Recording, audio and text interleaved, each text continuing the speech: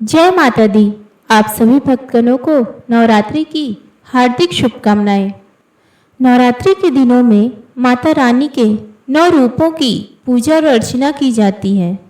इन 9 दिनों की उपासना में माँ दुर्गा के भिन्न भिन्न रूपों का अपना एक अलग ही महत्व है।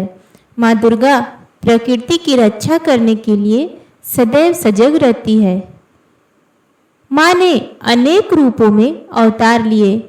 माँ के 9 रूपों की उपासना भक्तगण पूरी भक्ति के साथ करते हैं और माँ दुर्गा के प्रत्येक रूप के पीछे सामाजिक और सांस्कृतिक महत्व है। आइए सुनेंगे हम माँ दुर्गा के 9 अवतारों की कहानियाँ। शैलपुत्री। माँ दुर्गा अपने पहले स्वरूप में शैलपुत्री के नाम से जानी जाती है। पर्वतराज हिमालय के वहाँ पुत्री के रूप में उत्पन्न होने के कारण इनका यह शैलपुत्री नाम पड़ा था। वृषभ सीता इस माता जी के दाहिने हाथ में त्रिशूल और बाएं हाथ में कमल पुष्प सुशोभित है। यही 9 दुर्गाओं में प्रथम दुर्गा है। अपने पूर्व जन्म में ये प्रजापति दक्ष की कन्या के रूप में उत्पन्न हुई थी। तब इनका नाम सती था। इनका विवाह भगवान शंकर जी से हुआ था। एक बार प्रजापति दक्ष ने एक बहुत बड़ा यज्ञ किया। इसमें उन्होंने सारे देवताओं को अपना अपना यज्ञ भाग प्राप्त करने के लिए निमंत्रित किया, किंतु शंकर जी को उन्होंने इस यज्ञ में निमंत्रित नहीं किया। सती ने जब सुना कि हमारे पिता एक अत्यंत विशाल यज्ञ का अनुष्ठान कर रहे हैं, तब वहां जाने के लिए उनका मन विकल हो उठा। अपनी यह इच्छा उन्होंने शंकर जी को बताई।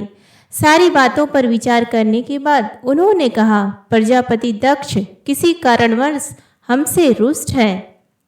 अपने यज्ञ में उन्होंने सारे देवताओं को निमंत्रित किया है, उनके यज्ञ भाग भी उन्हें समर्पित किए हैं, किंतु हमें जानबूझकर नहीं बुलाया है, कोई सूचना तक नहीं भेजी है। ऐसी स्थिति में तुम्हारा वहां जाना किसी प्रकार भी श्रेयस्कर नहीं होगा। शंकर जी के इस उपदेश से सती का प्रबोध नहीं हुआ। पिता का यज्ञ देखने वहां जाकर माता और बहनों से मिलने की उनकी व्यग्रता किसी प्रकार भी कम ना हो सकी। उनका प्रबल आग्रह देखकर भगवान शंकर जी ने उन्हें वहां जाने की अनुमति दे दी। सती ने पिता के घर पहुंचकर देखा कि कोई भी उनसे आदर और प्रेम के साथ बातचीत नहीं कर रहा है। सारे लोग मुंह फेरे हुए हैं।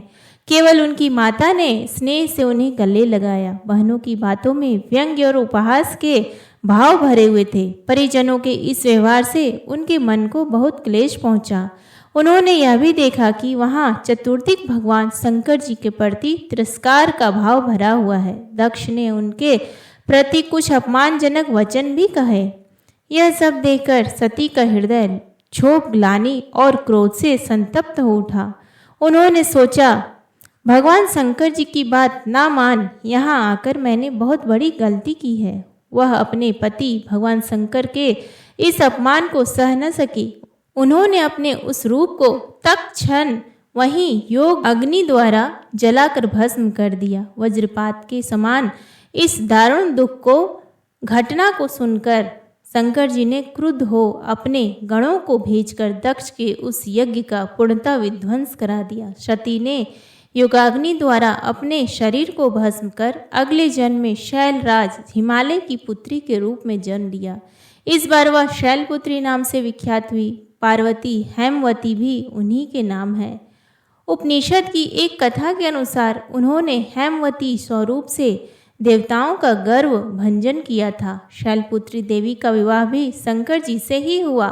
पूर्व जन्म की भांति इस जन्म में भी वह शिवजी की अर्धांगिनी बनी। 9 दुर्गाओं में प्रथम शैलपुत्री दुर्गा का महत्व और शक्तियाँ अनंत है।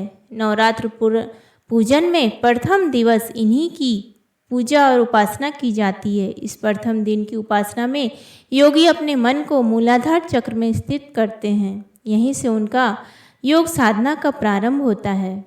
प्रेम से बोली माँ दुर्गा की जय, माँ शैलपुत्री की जय। ब्रह्मचारिणी। माँ दुर्गा की 9 शक्तियों का दूसरा स्वरूप ब्रह्मचारिणी का है। यहाँ ब्रह्म शब्द का अर्थ तपस्या है।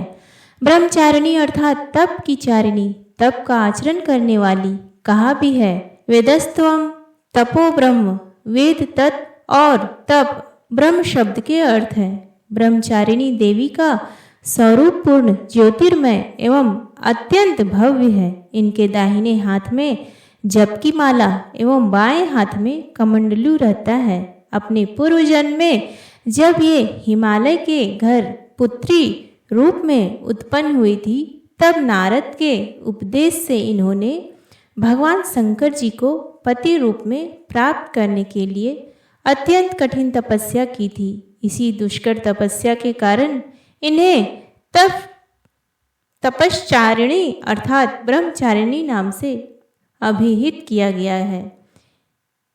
1000 वर्ष उन्होंने केवल फल फूल खाकर व्यतीत किए थे। 100 वर्षों तक केवल शाक पर निर्वाह किया था। कुछ दिनों तक कठिन उपवास रखते हुए खुले आकाश के नीचे वर्षा और धूप के भयानक कष्ट सहे। इस कठिन तपस्या के पश्चात 3000 वर्षों तक केवल जमीन पर टूटकर गिरे हुए बेलपत्रों को खाकर वह अहर्निश भगवान शंकर जी की आराधना करती रहीं। इसके बाद उन्होंने सूखे बेलपत्रों को भी खाना छोड़ दिया। कई हजार वर्षों तक वह निर्जल और निराहार तपस्या करती रहीं। पत्तों को भी खाना छोड़ देने के कारण उनका एक नाम अपर्णा भी पड़ गया। कई हजार वर्षों की इस कठिन तपस्या के कारण ब्रह्मचारिणी देवी का वह पूर्व जन्म का शरीर एकदम क्षीण हो गया। वह अत्यंत ही कृशकाय हो गई थी। उनकी यह दशा देखकर उनकी माता मेना अत्यंत दुखित हो उठी। उन्होंने उन्हें उस कठिन तपस्या से विरत करने के लिए आवाज दी, "ऊ माँ, अरे नहीं, ओ नहीं।" तब से देवी ब्रह्मचारिणी का पूर्व जन्म का एक नाम उमा भी पड़ गया था। उनकी इस तपस्या से तीनों लोकों में हाहाकार मच गया। देवता, ऋषि, सिद्धगण, मुनि सभी ब्रह्मचारिणी देवी का इस तपस्या को अभूतपूर्व पुण्य कृत्य बताते हुए उनकी सराहना करने लगे। अंत में पितामह ब्रह्मा जी ने आकाशवाणी के द्वारा उन्हें संबोधित करते हुए प्रसन्न स्वरों में कहा, "हे देवी, आज तक किसी ने ऐसी कठोर तपस्या नहीं की थी। ऐसी तपस्या तुम्ही से संभव थी। तुम्हारे इस अलौकिक कृत्य की चतुर्दिक सराहना हो रही है। तुम्हारी मनोकामना सर्वोत्भावेन परिपूर्ण होगी। भगवान चंद्रमौली शिव जी तुम्हें पति रूप में प्राप्त होंगे। अब तुम तपस्या से विरत होकर घर लौट जाओ। शीघ्र ही तुम्हारे पिता तुम्हें बुलाने आ रहे हैं। माँ दुर्गा जी का यह दूसरा स्वरूप भक्तों और सिद्धों को अनंत फल देने वाला है। इनकी उपासना से मनुष्य में तप, त्याग, वैराग्य, सदाचार, संयम की वृद्धि होती है। जीवन के कठिन संघर्षों में भी उसका मन कर्तव्य पथ से विचलित नहीं होता। माँ ब्रह्मचारिणी देवी की कृपा से उसे सर्वत्र सिद्धि और विजय की प्राप्ति होती है। दुर्गा पूजा के दूसरे दिन इन्हीं के स्वरूप की उपासना की जाती है। इस दिन साधक का मन स्वाधिष्ठान चक्र में स्थित होता है। इस चक्र में अवस्थित मन वाला योगी उनका कृपा और भक्ति प्राप्त करता है। चंद्र घंटा माँ दुर्गा जी की तीसरी शक्ति का नाम चंद्र घंटा है। नवरात्रि उपासना में तीसरे दिन इन्हीं के विग्रह का पूजन आराधना किया जाता है। इनका यह स्वरूप परम शांतिदायक है और कल्याणकारी है। इनके मस्तक में घंटे के आकार का अर्धचंद्र है। इसी कारण से इन्हें चंद्र घंटा देवी कहा जाता है। इनके शरीर का रंग स्वर्ण के समान चमकीला है। इनके 10 हाथ हैं। इनके 10 हाथों में खड्ग आदि शस्त्र तथा बाण आदि अस्त्र विभूषित हैं। इनका वाहन सिंह है। इनकी मुद्रा युद्ध के लिए उद्यत रहने की होती है। इनके घंटे की भी भयानक चंड ध्वनि से अत्याचारी दानव, दैत्य, राक्षस सदैव प्रकंपित रहते हैं। नवरात्र की दुर्गा उपासना में तीसरे दिन की पूजा का अत्यधिक महत्व है। इस दिन साधक का मन मणिपुर चक्र में प्रविष्ट होता है। माँ चंद्र घंटा की कृपा से उसे अलौकिक वस्तुओं के दर्शन होते हैं, दिव्य सुगंधियों का अनुभव होता है तथा विविध प्रकार की दिव्य ध्वनियाँ सुनाई देती है। ये क्षण साधक के लिए अत्यंत सावधान रहने के लिए होते हैं। माँ चंद्र घंटा की कृपा से साधक के समस्त पाप और बाधाएं विनिष्ट हो जाती हैं। इनकी आराधना सदा फलदायी है। इनकी मुद्रा सदैव युद्ध के लिए अभिमुख रहने की होती है, अतः भक्तों के कष्ट का निवारण ये अत्यंत शीघ्र कर देती है। इनका वाहन सिंह है, अतः इनका उपासक सिंह की तरह पराक्रमी और निर्भय हो जाता है। इनके घंटे की ध्वनि सदा अपने भक्तों की प्रेत बाधा से रक्षा करती है। इनका ध्यान करते ही शरणागत की रक्षा के लिए इस घंटे की ध्वनि निनादित हो उठती है। दुष्टों का दमन और विनाश करने में सदैव तत्पर रहने के बाद भी इनका स्वरूप दर्शक और आराध के लिए अत्यंत सौम्यता एवं शांति से परिपूर्ण रहता है। इनकी आराधना से प्राप्त होने वाला एक बहुत बड़ा सद्गुण यह भी है कि साधक में वीरता, निर्भयता के साथ ही सौम्यता एवं विनम्रता का भी विकास होता है। उसके मुख से नेत्र तथा संपूर्ण काया में कांति गुण की वृद्धि होती है। स्वर में दिव्य अलौकिक माधुर्य का समावेश हो जाता है। माँ चंद्रघंटा के भक्त और उपासक जहाँ भी जाते हैं, लोग उन्हें देखकर शांति और सुख का अनुभव करते हैं। ऐसे साधक के शरीर से दिव्य प्रकाश युक्त परमाणुओं का दृश्य विकिरण होता रहता है। यह दिव्य क्रिया साधारण चक्षुओं से दिखलाई नहीं देती, किंतु साधक और उसके संपर्क में आने वाले लोग इस बात का अनुभव भली भांति करते रहते हैं। हमें चाहिए कि अपने मन, वचन, कर्म एवं काया को विहित विधि विधान के अनुसार पूर्णता परिशुद्ध एवं पवित्र करके माँ चंद्रघंटा के शरणागत होकर उनकी उपासना आराधना में तत्पर हों। उनकी उपासना में हम समस्त सांसारिक कष्टों से विमुक्त होकर सहज ही परम पद के अधिकारी बन सकते हैं। हमें निरंतर उनके पवित्र विग्रह को ध्यान में रखते हुए साधना की ओर अग्रसर होने का प्रयत्न करना चाहिए। उनका ध्यान हमारे इहलोक और परलोक दोनों के लिए परम कल्याणकारी और सद्गति को देने वाला है। माँ कुष्मांडा।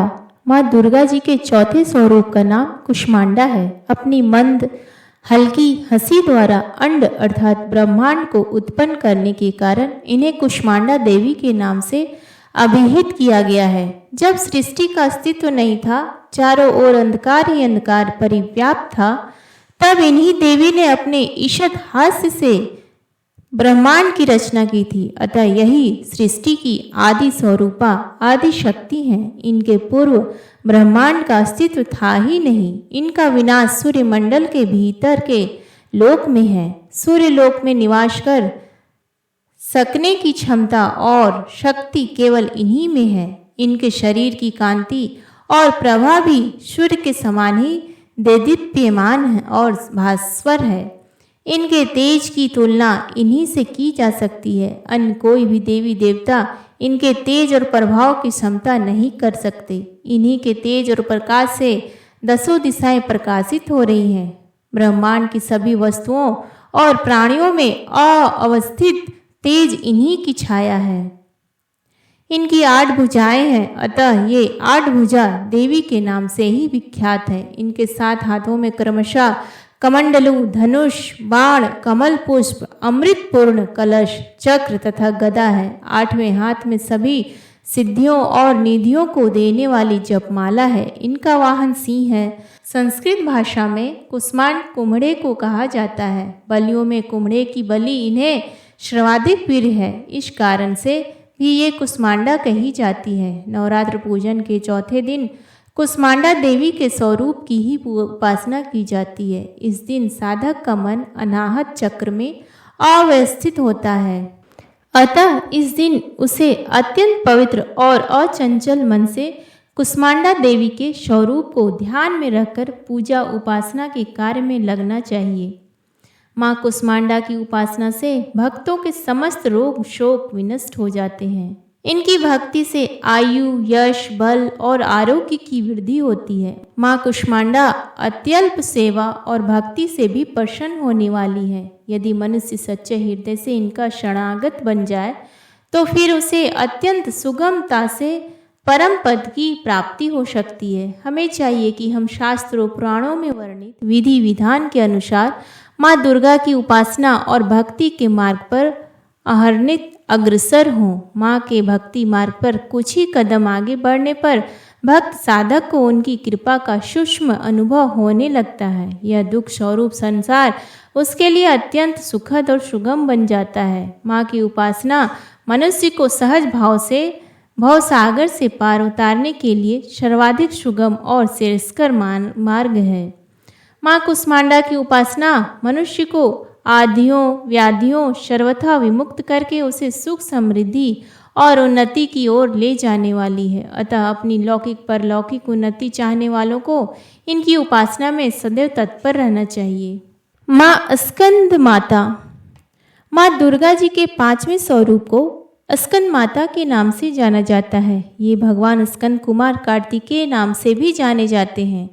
ये प्रसिद्ध देवासुर संग्राम में देवताओं के सेनापति बने थे। पुराणों में इन्हें कुमार और शक्तिधर कहकर इनकी महिमा का वर्णन किया गया है। इनका वाहन मयूर है, अतः इन्हें मयूर वाहन के नाम से भी अभिहित किया गया है। इन्हीं भगवान स्कंद की माता होने के कारण माँ दुर्गा जी के इस 5वें स्वरूप को स्कंद माता के नाम से जाना जाता है। इनकी उपासना नवरात्रि पूजा के 5वें दिन की जाती है। इस दिन साधक का मन विशुद्ध चक्र में अवस्थित होता है।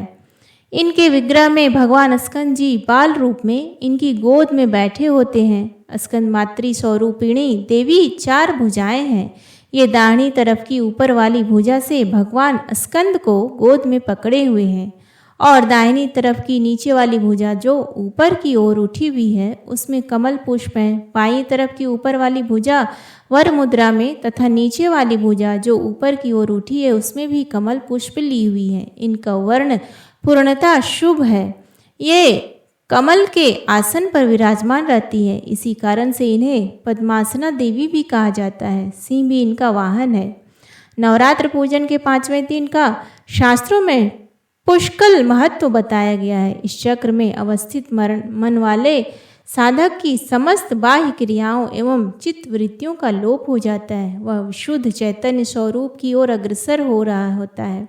उसका मन समस्त लौकिक सांसारिक मायिक बंधनों से विमुक्त होकर पद्मासना माँ स्कंद माता के स्वरूप में पूर्णतः तल्लीन होता है। इस समय साधक को पूर्ण सावधानी के साथ उपासना की ओर अग्रसर होना चाहिए। उसे अपनी समस्त ध्यान वृत्तियों को एकाग्र रखते हुए साधना के पथ पर आगे बढ़ना चाहिए।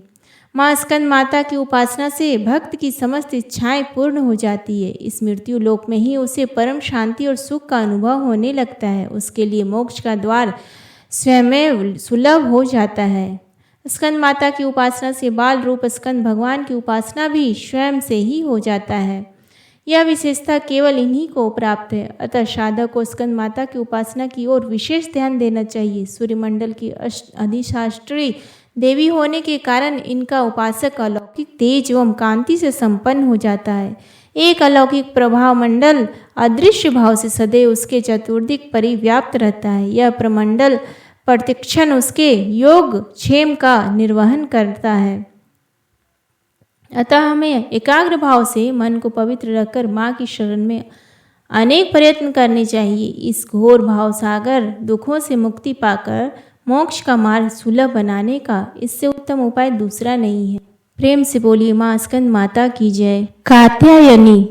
माँ दुर्गा के 6वें स्वरूप का नाम कात्यायनी है। इनका कात्यायनी नाम पढ़ने के पीछे एक कथा है। कात्यायन नामक एक प्रसिद्ध महर्षि थे। उनके पुत्र ऋषि कात्य हुए। इन्हीं कात्य के गोत्र में विश्व प्रसिद्ध महर्षि कात्यायन उत्पन्न हुए थे। इन्होंने भगवती पराम्बा की उपासना करते हुए बहुत वर्षों तक बड़ी कठिन तपस्या की थी। उनकी इच्छा थी कि माँ भगवती उनके घर पुत्री के रूप में जन्म ले। माँ भगवती ने उनकी यह प्रार्थना स्वीकार कर ली। कुछ काल पश्चात जब दानव महिषासुर का अत्याचार पृथ्वी पर बहुत बढ़ गया, तब भगवान ब्रह्मा विष्णु महेश तीनों ने अपने अपने तेज का अंश देकर महिषासुर के विनाश के लिए एक देवी को उत्पन्न किया। महर्षि कात्यायन सर्वप्रथम इनकी पूजा की। इसी कारण से यह कात्यायनी कहलाई। ऐसी भी कथा मिलती है कि ये महर्षि कात्यायन के वहाँ पुत्री के रूप से उत्पन्न हुई थी। आश्विन कृष्ण चतुर्दशी को जन्म लेकर शुक्ल सप्तमी अष्टमी तथा नवमी तक 3 दिन इन्होंने कात्यायन ऋषि की पूजा ग्रहण कर 10वीं को महिषासुर का वध किया था। माँ कात्यायनी अमोघ फलदायिनी है। भगवान कृष्ण को पति रूप में पाने के लिए व्रज की गोपियों ने इन्हीं की पूजा कालिंदी यमुना के तट पर की थी। ये व्रज मंडल की अधिष्ठात्री देवी के रूप में प्रतिष्ठित हैं। इनका स्वरूप अत्यंत ही भव्य और दिव्य है। इनका वर्ण स्वर्ण वर्ण के समान चमकीला और भास्कर है। इनकी 4 भुजाएं हैं। माता जी का दाहिना तरफ का ऊपर वाला हाथ अभय मुद्रा में है तथा नीचे वाला वर मुद्रा में है। बाईं तरफ के ऊपर वाले हाथ में तलवार और नीचे वाले हाथ में कमल पुष्प सुशोभित है। इनका वाहन सिंह है। दुर्गा पूजा के 6वें दिन इनके स्वरूप की उपासना की जाती है। उस दिन साधक का मन आज्ञा चक्र में स्थित होता है। योग साधना में इस आज्ञा चक्र का अत्यंत महत्वपूर्ण स्थान है। इस चक्र में स्थित मन वाला साधक माँ कात्यायनी के चरणों में अपना सर्वस्व निवेदित कर देता है। परिपूर्ण आत्मदान करने वाले ऐसे भक्त को सहज भाव से माँ कात्यायनी के दर्शन प्राप्त हो जाते हैं। माँ कात्यायनी की भक्ति और उपासना द्वारा मनुष्य को बड़ी सरलता से अर्थ, धर्म, काम, मोक्ष 4 फलों की प्राप्ति हो जाती है। वह इस श्लोक में स्थित रहकर भी अलौकिक तेज और प्रभाव से युक्त हो जाते हैं। उसके रोग, शोक, संताप, भय आदि सर्वथा विनष्ट हो जाते हैं। जन्म जन्मांतर के पापों का विनष्ट करने के लिए माँ की उपासना से अधिक सुगम और सरल मार्ग दूसरा नहीं है। इनका उपासक निरंतर इनके सानिध्य में रहकर परम पद का अधिकारी बन जाता है। अतः हमें सर्वोत्त भाव से माँ के शरणागत होकर उनकी पूजा उपासना के लिए तत्पर होना चाहिए। प्रेम से बोलिए माँ कात्यायनी की जय। माँ कालरात्रि माँ दुर्गा जी की 7वीं शक्ति कालरात्रि के नाम से जानी जाती है। इनके शरीर का रंग घने अंधकार की तरह एकदम काला है। सिर के बाल बिखरे हुए हैं। गले में विद्युत की तरह चमकने वाली माला है। इनके 3 नेत्र हैं। ये तीनों नेत्र ब्रह्मांड के सदृश गोल हैं। इनमें विद्युत के समान चमकीली किरणों निःसृत होती रहती है। इनकी नासी के श्वास प्रश्वास से अग्नि की भयंकर ज्वालाएं निकलती रहती है। इनका वाहन गर्दभ गधा है। ऊपर उठे हुए दाहिने हाथ की वर मुद्रा से सभी को वर प्रदान करती हैं। दाहिनी तरफ का नीचे वाला हाथ अभय मुद्रा में है। बाईं तरफ के ऊपर वाले हाथ में लोहे का कांटा तथा नीचे वाले हाथ में खड़ग कटार है। माँ कालरात्रि का स्वरूप देखने में अत्यंत भयानक है, लेकिन ये सदैव शुभ फल ही देने वाली है। इसी कारण इनका एक नाम शुभ शंकरी भी है। अतः इनसे भक्तों को किसी भी प्रकार की भयभीत अथवा आकंतिक होने की आवश्यकता नहीं है। दुर्गा पूजा के 7वें दिन माँ कालरात्रि की उपासना विधान है। इस दिन साधक का मन सहस्त्रचार चक्र में स्थित रहता है। उसके लिए ब्रह्मांड की समस्त सिद्धियों का द्वार खुलने का लगता है। इस चक्र में स्थित साधक का मन पूर्णतः माँ कालरात्रि के स्वरूप में अवस्थित रहता है। उनके साक्षात्कार से मिलने वाला पुण्य का वह भागी हो जाता है। उसके समस्त पापों को विघ्नों का नाश हो जाता है। उसे अक्षय पुण्य लोगों की प्राप्ति होती है।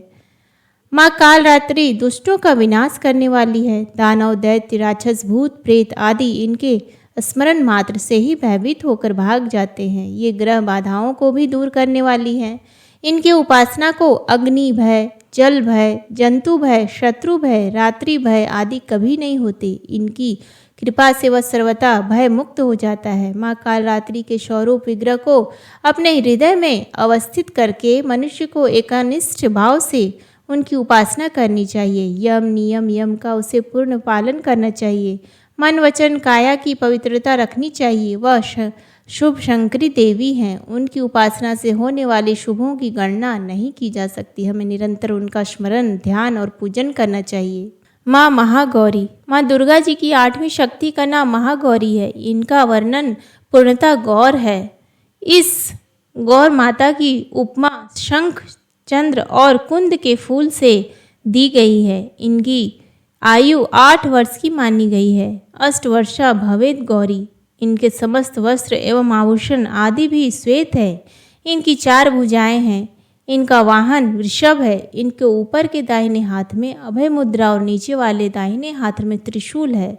ऊपर वाले बाएं हाथ में डमरू और नीचे के बाएं हाथ में वर मुद्रा है। इनकी मुद्रा अत्यंत शांत है। अपने पार्वती रूप में इन्होंने भगवान शिव को पति के रूप में प्राप्त करने के लिए बड़ी कठोर तपस्या की थी।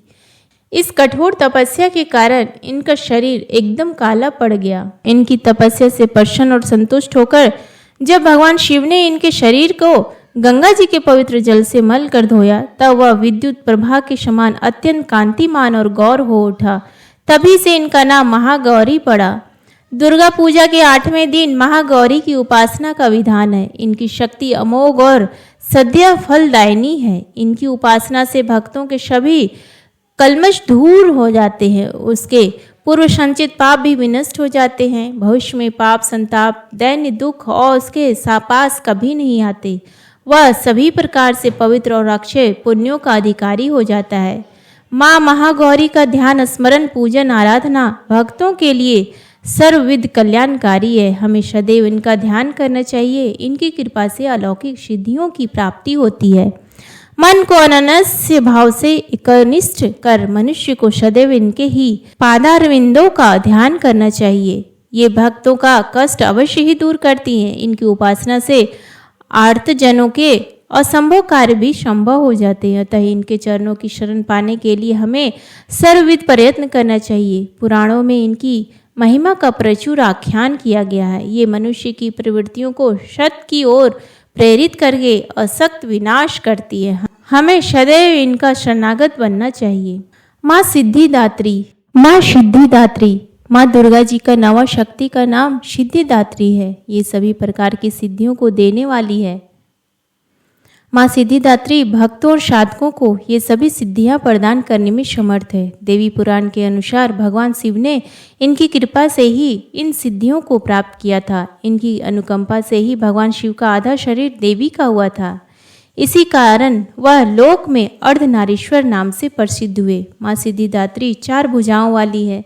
इनका वाहन सिंह है। ये कमल पुष्प पर भी आसीन होती हैं। इनकी दाहिनी तरफ के नीचे वाले हाथ में चक्र, ऊपर वाले हाथ में गदा तथा बाईं तरफ के नीचे वाले हाथ में शंख और ऊपर वाले हाथ में कमल पुष्प है। नवरात्र पूजन के 9वें दिन इनकी उपासना की जाती है। इस दिन शास्त्रीय विधि विधान और पूर्ण निष्ठा के साथ साधना करने वाले साधकों की सभी मनोकामनाएं प्राप्त हो जाती है। सृष्टि में कुछ भी उसके लिए अगम्य नहीं रह जाता। ब्रह्मांड पर पूर्ण विजय प्राप्त करने की सामर्थ्य उसमें आ जाती है। प्रत्येक मनुष्य का यह कर्तव्य है कि माँ सिद्धिदात्री की कृपा प्राप्त करने का निरंतर प्रयत्न करे, उनकी आराधना की ओर अग्रसर हो। इनकी कृपा से अनंत दुख रूप संसार से निर्लिप्त होकर सारे सुखों का भोग करता हुआ वह मोक्ष को प्राप्त हो जाता है। 9 दुर्गाओं में माँ सिद्धिदात्री अंतिम है। अन्य 8 दुर्गाओं की पूजा उपासना शास्त्रीय विधि विधान के अनुसार करते हुए भक्त दुर्गा पूजा के 9वें दिन इनकी उपासना में प्रवृत्त हो जाते हैं। इन सिद्धिदात्री माँ की उपासना पूर्ण कर लेने के बाद भक्तों और साधकों की लौकिक परलौकिक सभी प्रकार की कामनाओं की पूर्ति हो जाती है। लेकिन सिद्धिदात्री माँ के कृपा पात्र भक्त के भीतर कोई ऐसी कामना शेष नहीं बचती जिसे वह पूर्ण करना चाहे। वह सभी सांसारिक इच्छाओं और शक्ताओं से ऊपर उठ जाता है। मानसिक रूप से माँ भगवती के दिव्य लोक में विचरण करता हुआ उनकी कृपा रस पीयूष का निरंतर पान करता हुआ विषय योग शून्य हो जाता है। माँ भगवती का परम सानिध्य ही उनका सर्वस्व हो जाता है। इस परम पद को पाने के बाद उसे अन्य किसी भी वस्तु की आवश्यकता नहीं रह जाती। प्रेम से बोलिए माँ सिद्धिदात्री की जय। तो आज मैंने आपको माँ दुर्गा के 9 अवतारों के बारे में बताया। उम्मीद है कि आपको आज का ये वीडियो पसंद आया। तो प्लीज़ वीडियो को लाइक करें, शेयर करें और कमेंट बॉक्स में जय माँ दुर्गा लिखना ना भूलें। धन्यवाद।